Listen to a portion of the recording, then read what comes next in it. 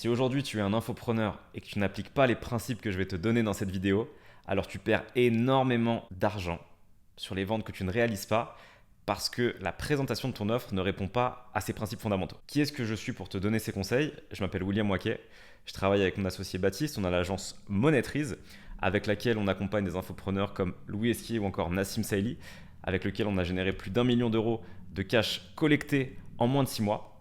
Et aujourd'hui, je vais donner les meilleurs conseils sur la façon dont on présente les offres de nos clients auprès de leurs prospects. Déjà, pour réussir ton pitch, il y a un principe fondamental qui est le timing. Un pitch en soi, c'est 5 à 10 minutes maximum. On oublie tout de suite les grands stack decks là, de B2B où tu as 150 slides, une présentation qui dure 45 minutes. Tu fais ça avec du B2C, les personnes elles sont complètement larguées. Et si tu leur donnes trop d'informations, devine quoi, l'objection, je vais réfléchir, elle va arriver systématiquement. Plus j'ai d'informations, plus j'ai besoin d'y réfléchir. Plus c'est clair, précis et concis, plus c'est facile de prendre une décision sur l'instant. Et comme tu as envie de maximiser ton taux de closing sur un R1 si tu es sur une offre à 2, 3, 4K, eh bien tu vas préférer avoir un pitch qui est clair, concis, efficace et qui permet de prendre une décision éclairée. Au niveau de la forme, tu as deux écoles. Ceux qui vont préférer les slides et ceux qui vont préférer une présentation seulement en partage d'écran rapidement sur leur offre. Le problème du partage d'écran, selon moi, ça peut très bien marcher. Ça marche d'ailleurs très bien pour certaines personnes. Sauf que si tu es dans une optique de scaling où tu vas vouloir recruter pas mal de closers et standardiser tes process, ça sera beaucoup plus facile de le faire avec des slides en fait où ils vont tous présenter à peu près de la même façon les choses plutôt qu'avec le partage d'écran où ça va être un petit peu trop anarchique. Et tu vas pouvoir avoir des gros écarts de performance sur un pitch entre ton closer, ton top closer et ton medium ou bottom closer parce qu'ils ne le feront pas du tout de la même façon de par le fait que tu leur aies laissé trop de liberté à ce niveau-là. Donc, évidemment, moi, je vais plutôt être team slide. Ça n'exclut pas d'ailleurs le fait de faire un petit partage d'écran pour montrer le produit à travers tes slides. C'est pas du tout exclu. Mais on va avoir une base solide sur des slides. Autre point important, un pitch, c'est pas un monologue. Et ça, c'est super important. Le pitch, pour qu'il soit super puissant, il faut qu'il soit interactif et que tu aies un feedback en direct de ce que pense ton prospect sur l'offre, de comment il se sent par rapport à cette slide. Est-ce qu'avec ça, tu penses que tu peux réussir? Comment tu te sens par rapport à ce qu'on dit? Est-ce que tu as des questions jusque-là? Le but, c'est que tu aies vraiment ce feedback en permanence de son niveau d'énergie, son niveau de compréhension, ce qui va te permettre de beaucoup plus efficacement aller closer.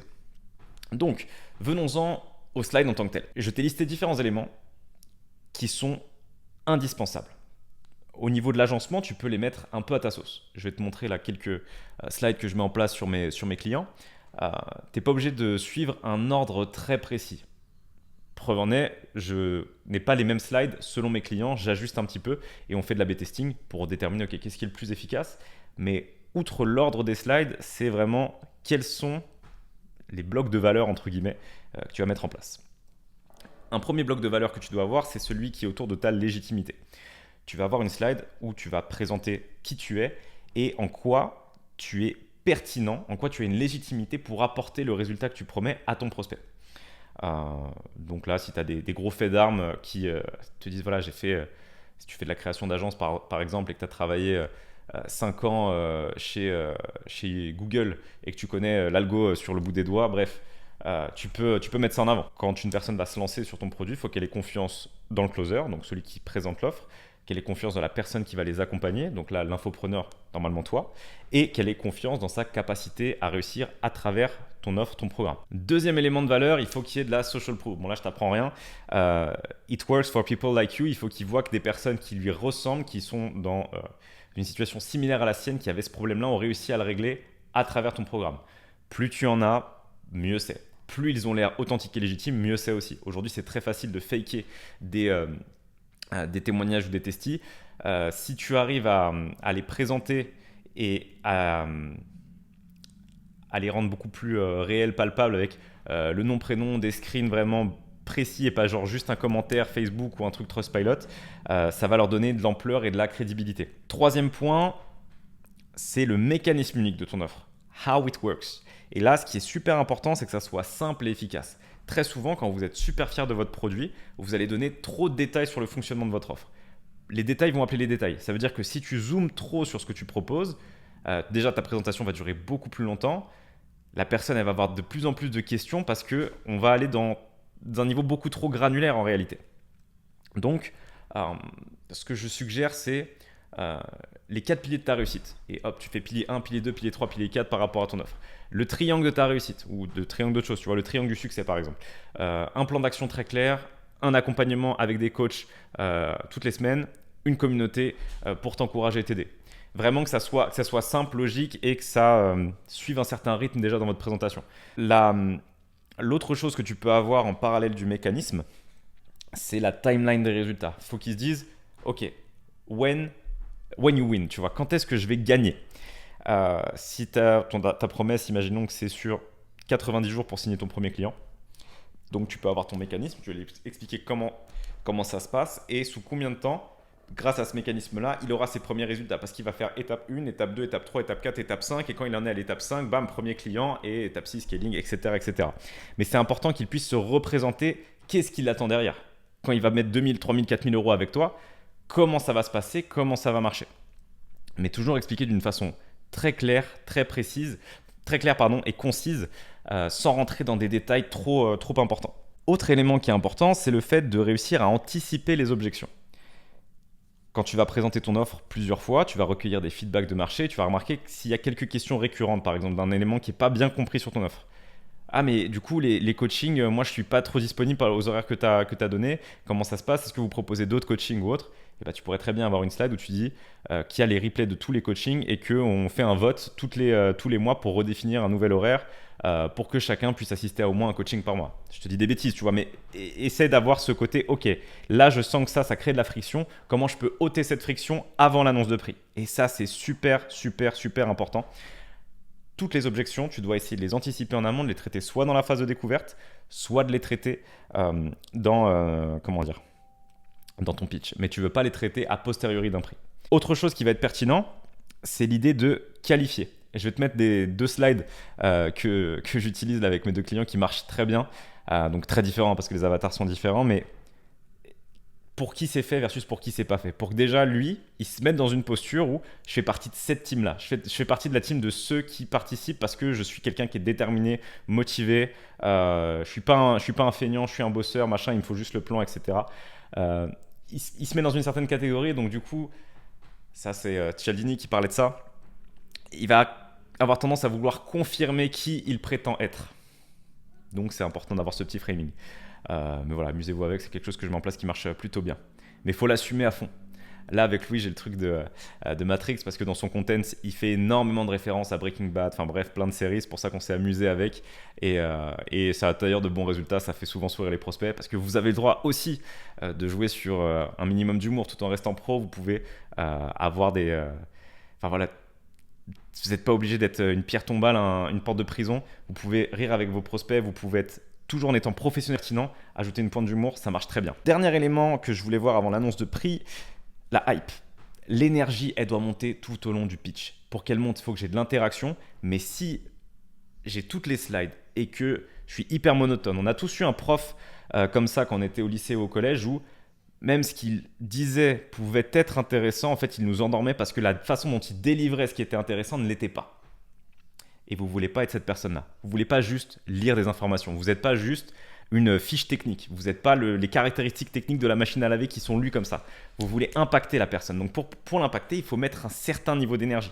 Il faut croire en ce que vous proposez et il faut qu'à la fin, le mec il soit vraiment hypé par ce que vous proposez et qu'il se dise « Ok, là, je suis à l'endroit parfait pour résoudre mon problème. Je suis avec les meilleures personnes sur la meilleure opportunité. » Et voilà, il n'y a pas d'autre choix que d'y aller, quoi, presque. Le seul frein, en fait, qui pourrait l'empêcher de se lancer, il faut que ça soit le prix. Il faut qu'à part le prix, il n'y a rien qui l'empêche de se lancer. Il est full confiance en vous, full confiance dans l'infopreneur, enfin du coup dans vous l'infopreneur, full confiance dans le closer et full confiance dans l'offre qui lui est présentée. Ce qui nous amène à l'annonce de prix. L'annonce de prix, le résumé de l'offre doit être clair, précis, concis. Laissez toujours un silence après l'annonce de prix. Je vous apprends rien, c'est assez classique, mais celui qui brise le silence, il a perdu. Et surtout, ne pas se justifier par rapport au prix.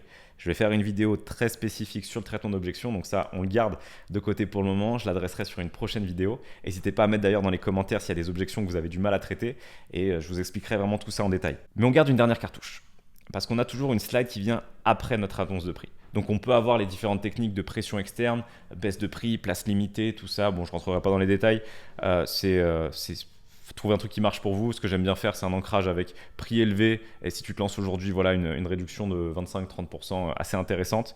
Il y a Hormozy qui parlait d'un élément que j'ai trouvé pertinent. C'est plutôt que de proposer un prix et que de dire si tu fais des mensualités que ce prix-là, enfin, tu as des intérêts, plutôt annoncer le prix en comprenant les intérêts. Imaginons que vous avez une offre, je vous dis une bêtise, qui est à 3 000 euros. Quand vous faites le paiement en 3 fois, ça revient à 3 300 euros parce que les mensualités, elles sont de 1 100 euros. Ok. Vous annoncez un prix à 3 300 euros, ok, qui comprend déjà les intérêts, et vous dites à la personne, si tu te lances aujourd'hui et que tu payes l'entièreté de la somme, on te fait une réduction de 300 euros, c'est 3 000 euros.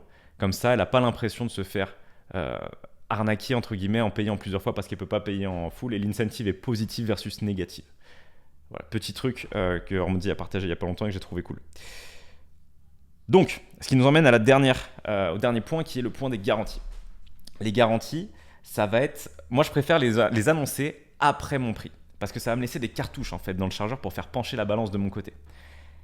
Parce que si je lui donne le prix et que j'ai plus aucune cartouche, j'aurai pas d'éléments qui vont faire pencher la balance de mon côté ensuite.